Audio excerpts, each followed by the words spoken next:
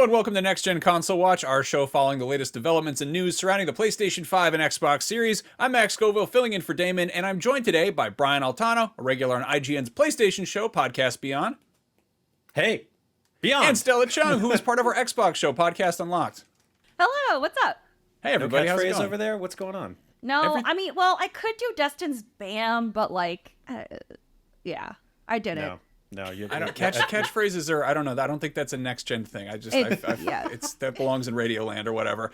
But no, we got some stuff to talk about today. We got leaked specs for the PlayStation 5 Pro, which again is still not officially confirmed by Sony. It's not officially announced, but it seems pretty likely this is happening. Our news team did their due diligence and kind of, sniffed around and got, it seems like this is legit. So I think we can speculate on it. It's not just, whispered rumors on Resetera or whatever. Like this seems pretty solid. As for the actual specs, there's, some stuff to pick apart here.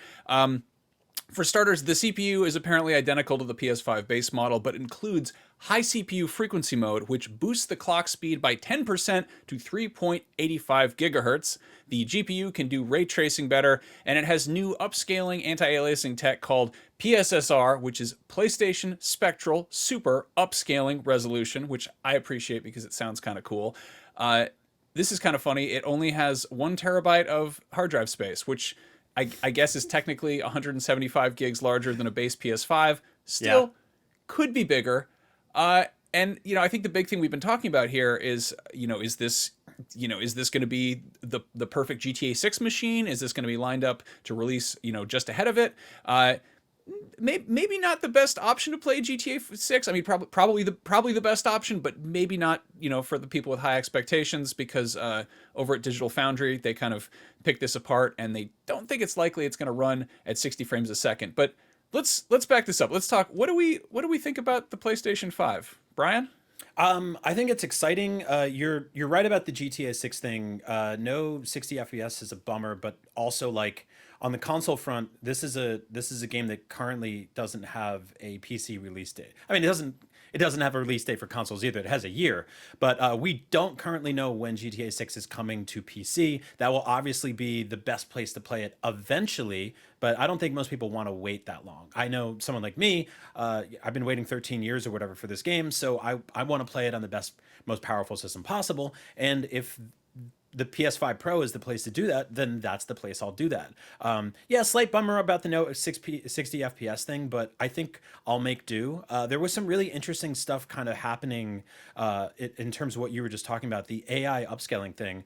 I believe one of the things that Digital Foundry spoke about with that stuff is that it's the kind of thing where a classic game, if given a patch, or an update, could take advantage of something like that. And I think there will be like sort of a mix between developers opting in on making their games a little bit more powerful so that they meet the specs on this thing, and then the PS5 kind of meeting them halfway and maybe doing some AI stuff to boost it up, right?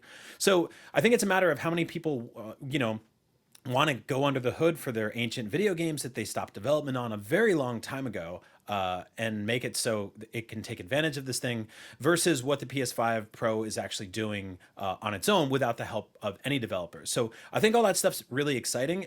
Right now, it's really hard to tell just how big and how powerful this thing is going to be, like, until you actually see games running on it. Raw data is always interesting, but like until we see those performance patches come in for stuff like Horizon and Spider-Man and God of War, or brand new properties taking advantage of the power here, it's just all speculation. But this is closer to the realization than we have with the Xbox mid-gen console refresh, which was leaked by Xbox themselves. Also still a thing that's happening. So it's going to be interesting to see how those two products line up if they come out in the same year. This is rumored to be happening in November this year. So with the Xbox, we'll see if that happens there. But right now, yeah, it sounds like we're getting a new PS5 mid-gen refresh pretty soon. 4 years in, feels about right. I'm into it. Now, Stella, I feel like you dabble in more PC gaming than Brian and I do, so I feel like you speak specs a little bit better. Does this impress you at all? Does this grab you? Does it move the needle? No. It's it's fine. I think it's great, right? If you have not bought a PS5, sure. I think now would be the time to do that, right? Also, whenever the Xbox refresh comes out, sure. If you don't have a console, I think that's fine. But I feel like it just kind of sucks because these consoles obviously came out during the pandemic and a lot of these developers weren't ready for the launch of this new generation. And I feel like we're still not able to take complete control over what all of these consoles have to offer. I mean, we still see games struggling to output 60 FPS normally on the other consoles. We see them struggling to get ray tracing just right, or even, some graphics up, and even performance issues in some of their games. So it's really difficult to say that the mid-gen update is worth it currently. I don't know. I feel like this generation could ride out for a little bit longer. And for me personally, I don't see the value in purchasing the upgrade right now because it's just that much smaller. And also, are we sure that this is actually that developers are going to be able to utilize all the things that these, updates are going to be offer? It's really difficult because producer Jobert and I were talking about this. It's like, would developers be able to utilize these tools because they still have to consider the other editions of the consoles as well. So it's not like they're going to massively change anything, right? So, Right. Yeah, for me, I don't think it's really worth it right now. I think if you don't have any of these consoles, it might be a great time to get them. But if you already own one of these consoles, I don't think it's worth even trading in and upgrading.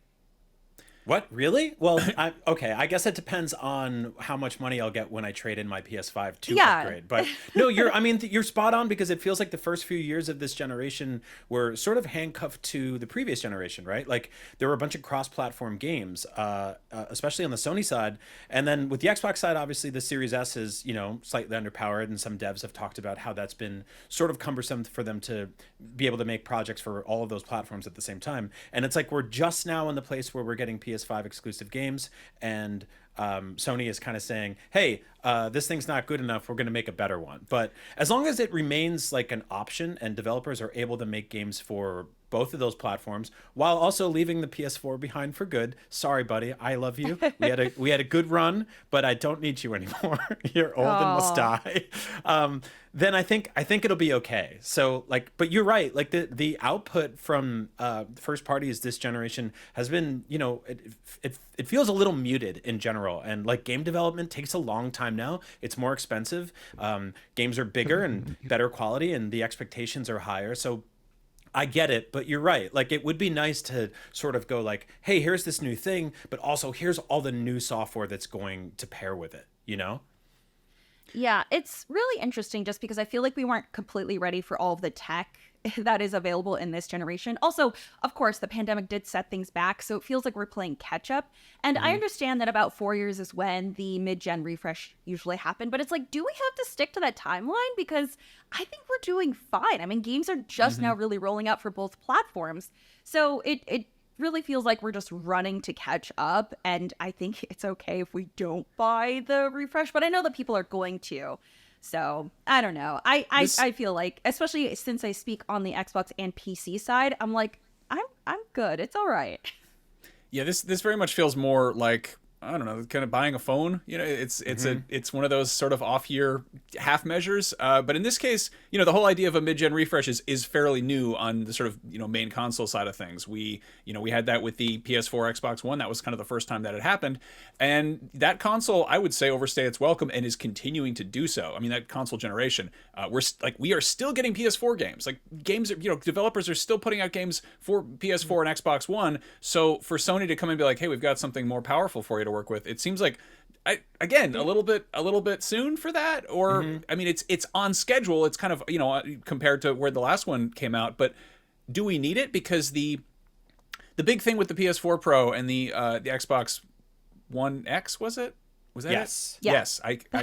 I'm sorry. They just the numbers and the letters. There could be more of them. I'm just saying. But no, like that was the big thing. There was bumping stuff up to 4K and HDR support, and it was like that was a new feature. My go-to with what do you want from a PS5 Pro? I'm like, oh well, what about 8K? And it's like, if you look at the box for the base model, it supports 8K. It's just nobody has an 8K TV to do anything with. Like it's fairly future-proofed already. The big thing I kept saying was like, yeah, just give me one with a bigger hard drive so I don't have to take mine apart and plug anything in there. Yeah. And they've just barely done that. And then the fact that it's an incremental bump, this doesn't, again, we are effectively, we're reading the ingredients and trying to guess what food it is. Like this is just specs. It is on Sony at this point to to sell us on this thing, to showcase what it can do, and really give a a good example of why it's worth shelling out for.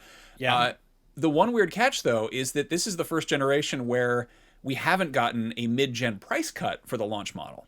Literally every PlayStation up until PS5, a few years in, it takes it gets $100 cheaper, and the exact opposite happened this time around, where in a lot of parts of the world the PS5 got more expensive, which is that's kind of wild. And the real sort of next gen thing I can see the PS5 doing is, by having a more expensive version, does it make the slightly cheaper base model look more appealing by comparison? Like, is it, oh, that one's too expensive, but the less expensive one seems reasonably expensive, and it's all it's all expensive. Which then will continue to make the base PS5 the best selling one, so that becomes the predominant SKU for developers to focus on, while adding some bells and whistles on the other side. I mean, like, you totally nailed it with the 8K stuff. It is you don't really have to twist my arm to get me to trade in my PS5 for a PS5 Pro. But I bought like a 65-inch OLED a couple years ago, and selling that and getting an 8K TV,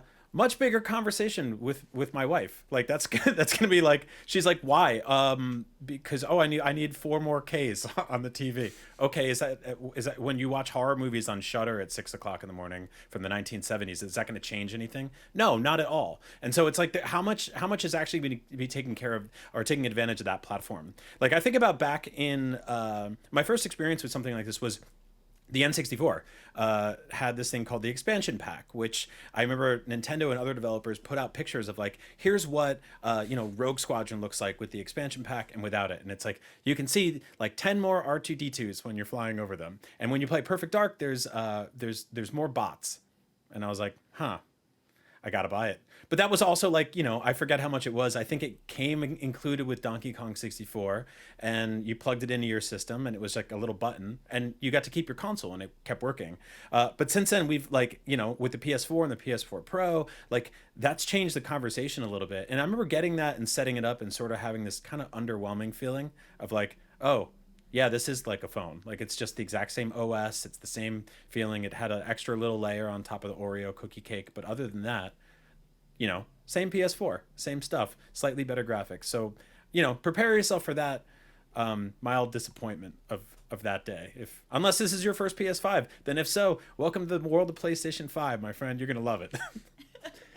So going back to the GTA 6 thing, the big sort of revelation here is that over at Digital Foundry, they basically picked in these specs, and they said that realistically, it does not seem like even the PS5 Pro will be able to run this game at 60 frames a second, which of course is a big groan from everybody.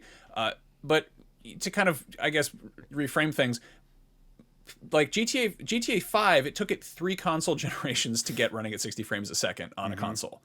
Like, it took a cool minute for that to drop on PC, where if you had a fast enough rig, that could run at 60 frames a second. But we got that game originally launched on PS3 and Xbox 360, which is kind of mind-boggling to think about. Then we got, I would say, the sort of definitive version with the PS4, Xbox One era, and then it wasn't. And then when there was the sort of PS4 Pro upgrade, that still didn't get, I think it got like slightly better resolution or something, but it didn't get a 60 frames per second mode. That was a selling point for when it got its third release on PS5, Xbox Series, where I think it runs at 60 FPS, but at that point I'd already bought it twice and I didn't really need to shell out again. So Max, are you saying that if gamers want the definitive 60 frames per second console version of GTA 6, they'll have to wait for the PlayStation 7? That's what I'm saying, Brian. That's exactly what I'm getting at here. You heard it here first, folks. No, I mean, that it like, obviously, Rockstar is building this game with a long roadmap ahead. There's like, based on GTA 5, which has been around for 11, 12 years at this point. Like, yeah, they've got stuff planned. They want to get as much mileage out of this as possible, and I'm guessing some of that includes really shooting for the moon and then scaling things back to a certain degree. And like that, yeah, if I get the sense that maybe the frame rate isn't the first thing they're going after, and I'm sure that bothers a lot of people, but at the same time, look at exactly how much stuff is being jammed in every single frame of this. Yeah, there's a lot there. And again, we also still haven't seen the actual gameplay. And again, this could also be this is speculation based on specs. It's entirely possible, kind of a slim possibility, that we do see GTA 6 out the gate running at 60 frames a second on the PlayStation 5 Pro at launch. I just don't think that's very, very likely. And people who know much more about this sort of thing also doesn't seem to think that's very likely. But it's, yeah, at the end of the day, I don't think that's the end of the world. I don't think so either. And like, like we said earlier, like if the PS5 Pro ends up being the best place to play GTA 6 on consoles, which is the only place you'll be able to play it on consoles for the foreseeable future, until Rockstar gets us to invariably double dip or triple dip across multiple consoles and PCs, then yeah, I'm gonna go with that, right? Like I want to play this game in the best possible way I can. I did that with Red Dead in last generation, and I'm excited for that. So I will, like, it only really takes one or two really big games to get me to trade in the old thing and get the new thing. But for other people, like, maybe that's not enough for you. Maybe like if I bring this thing to GameStop and they're like, we'll give you $50 for it, then I'll have a very different conversation with you guys that day. Yeah, I even Ryan said that he would, if they're better specs, then he's gonna go for that with GTA 6. So I totally get it. It's just I don't know if we're going to have to do it for work, but if we do, then that's probably the only reason that I would do the upgrade. But I'm personally fine with my base PS5, but I totally understand that people want to go for the best quality, especially for a game that they've been waiting years and years for. So I totally get it, but I don't know. If I wasn't working here, I'd be like, no, I'm fine. Mm-hmm. Yeah, at the end of the day, like, early adopting is it's cool, except when it's not. So sometimes it doesn't hurt to wait around. On that note, we obviously don't have an MSRP for this. We don't have a price. But what do you think Sony's going to charge for a PlayStation 5 Pro, Brian? What do I want them to charge, or what do I think they're going to charge? $79.99. That seems like a fair price. No, $80, so like $10 more than a game. Sure, yeah. A lot of people at Sony would get fired if they did that. I'll call it right now. But they would sell more PlayStations than ever before, so they would get to tell people record-breaking numbers. I want it to be $599. I think that's fair, based on the fact that the base PS5, my digital version, is $400, and I bought it 4 years ago. So I think like $200 more than that would be kind of the ceiling for me. But I think it'll be $699, and that'll suck. I'm with you on that. Yeah, I looked it up, and the PlayStation 5 Slim with the Marvel Spider-Man 2 bundle is about like $450. So I feel like that's about fair. Yeah. So 600 is that your I think cap? So. Yeah. Well, $599.99. Yeah. And then there's tax on that too, and yeah. I mean, so my stance on it is that Sony has been like pretty aggressive with pricing this generation. Like Max said before, they've done price increases.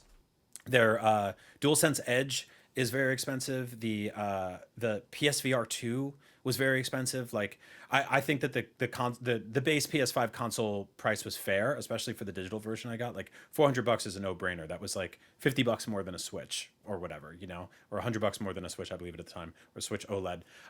So I'm cool with that. But like, yeah, I feel like 600 would be my cap before I'm like, okay, what is this thing really doing? Like, you have to really sell me on the fact that this is going to be the definitive place to play console games for the rest of this generation. Because otherwise, I'm going to be like, so $700, and then the only thing I can play on here is God of War Ragnarok, and then you're gonna remake The Last of Us Part 2 again, and then maybe they'll add a couple of more trees to Spider-Man. Like, I need more than that. So, do more than that.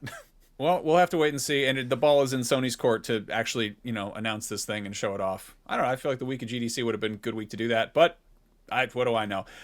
Last week we asked you what your favorite game of the year was so far. And Helldivers came in big time first with 54% of the vote. Behind that, it was Final Fantasy VII Rebirth with 16. Pal World with 13. Something Else, that hit indie title, 10.4. Like a Dragon, Infinite Wealth with only 2.9%. How dare you? Go play that game right now. It's one of the best games of the year. And then Persona 3 Reload with 2.7% of the vote, which, that game already came out like 5 times, so I can see why maybe, The poll this week is: how much would you pay for a PS5 Pro? Would you pay over $600, or would you pay $549, or would you pay $499, or would you just say no thanks, or would you just be rude and say no, just flat out no thank you even? Just Oh, I guess I'm rude. yeah, just head over to IGN.com and let us know about that. In the meantime, Brian, Stella, thank you so much for hanging out and chatting about Console Watch. We'll be back next week. Damon will be back in the host chair, and I'll be back sitting where Brian's sitting probably. Make sure to go vote on our poll at IGN.com the day that this episode goes live, and that will do it for this edition of Next Gen Console Watch.